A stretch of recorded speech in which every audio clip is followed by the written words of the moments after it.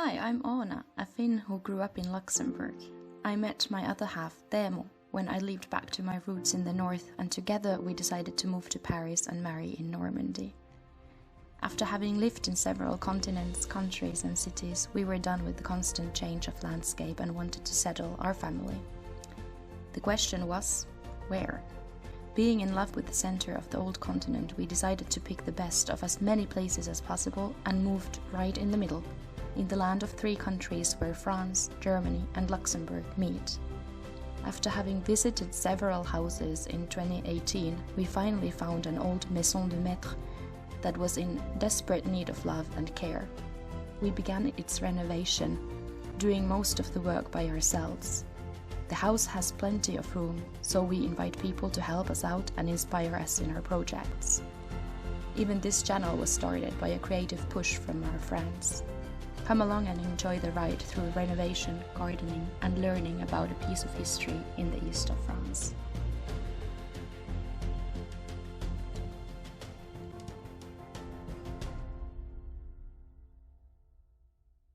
Hello everyone, welcome back to our channel.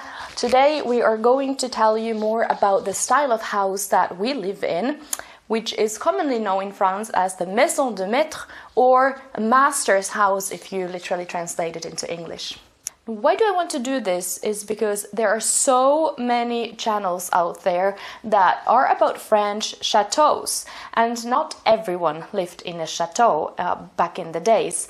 There were actually many different societal classes, and obviously only the very, very wealthy ones were able to live in such chateaus.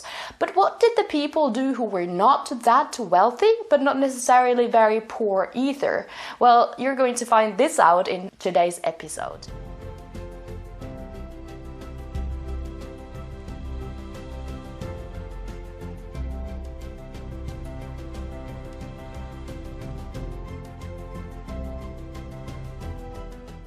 Was the turning point in history concerning the life in chateaus and the spread of wealth within the society was the French Revolution in the 1830s, and during this revolution the middle and upper middle class grew dramatically. And so did the ownership of land and property among these societal classes. What this did was that it caused the middle class to mimic the way of life that the nobles used to have in these grand chateaus. And they did this with their properties. And these types of properties are often now called the Maison de Maître. And these are very specific styled houses which were largely inspired by the chateaus of the nobles. Of course, Maison de Maître is nothing compared to a chateau already in terms of its size. But there were many aspects that the upper middle class wanted to take as an inspiration from chateaus into their homes. Maison de Maître has to be differentiated from a villa, however, because there is one substantial difference between a villa and a Maison de Maître, and that difference is that a villa was always used for leisure and relaxation by the noble, whereas Maison de Maître was always associated with a business or an economical activity of the maître who owned the house. And this could have been a lawyer, a doctor, a landowner, or even a factory owner. And the Maison de Maître was always situated close to these production sites that the maître was running.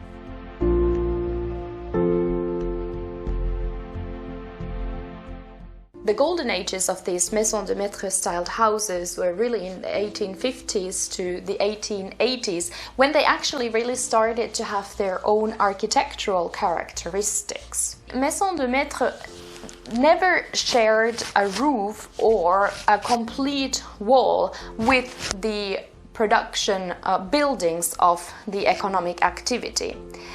In the case contrary, these would have been called fermes bourgeoises, which were roughly middle-class farms. Everything in the appearance of the Maison de Maître reflected the societal status of its owner. So the materials used, the size of the house, the number of floors, the decorations, etc., they were always reflecting the societal status and the wealth of the owner of the house. And some of the characteristics of these houses were the vast number of symmetrical windows and doors. These houses are typically in a rectangular shape as well.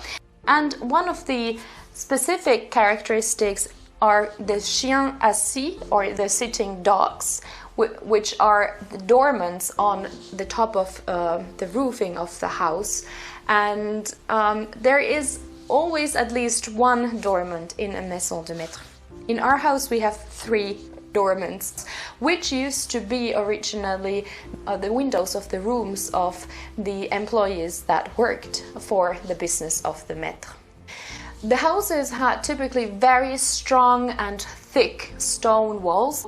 The walls in our house, for instance, are 1 meter thick. In fact, they are so thick that the local telecommunication company could not drill through them when they were trying to get internet cable inside our house. The ceiling height in these buildings are usually quite high, ranging from 2.7 meters all the way to 4 meters.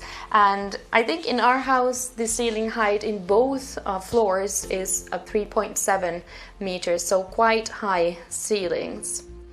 There is often a central corridor that runs through the house, and in our case we have actually a T-shaped corridor, so it runs in both directions of the house, downstairs, and upstairs we have the corridor running through the house within its length and combining all the 6 bedrooms. Typically there would be also quite grand fireplaces, and especially in the living room of the house. Unfortunately, in our house, all the fireplaces got destroyed during the war and were never reconstructed. So, due to the Industrial Revolution, unfortunately, as happened for many chateaus, also many of the Maison de Maître got abandoned because simply the costs of running such a house were much higher than the income that could have been provided.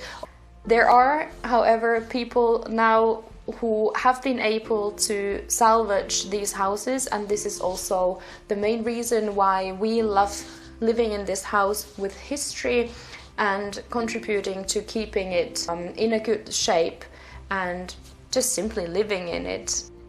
So I hope this gives you a nice glance of what a Maison de Maître is, and we will for sure post more about the house in the future, and especially we will post about the different rooms that we have and what we have already done to them. So see you next time, keep happy and stay tuned for next week's video.